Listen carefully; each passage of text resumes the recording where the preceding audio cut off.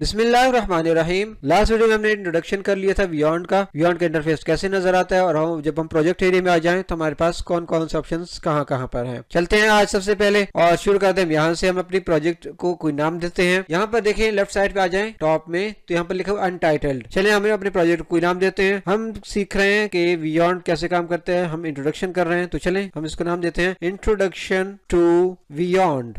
ये हमारा प्रोजेक्ट है इंट्रोडक्शन टू बियॉन्ड और ये हमारी यूट्यूब क्लास के लिए है तो हम इसके साथ YT चैनल लिख लेते हैं कि यूट्यूब फैमिली के लिए, हमारी यूट्यूब की जितने दोस्त हैं उनके लिए हम बियॉन्ड सीख रहे हैं डिटेल में, तो उसके लिए हमने इसको नाम दे दिया इंट्रोडक्शन टू बियॉन्ड। देखिए कितना आसान है बियॉन्ड के प्रोजेक्ट को नाम देना। तो हमारे पास बियॉन्ड को इस्तेमाल करना बहुत आसान है, इस वजह से हम इसको आपको सिखा रहे हैं कि आप आसानी से बियॉन्ड की वीडियोस क्रिएट कर सकते हैं। जस्ट आप अपने टाइम में से कुछ टाइम इसको दें और मुकम्मल सीरीज को देखें, आप हर एक चीज डिटेल में सीख जाएंगे।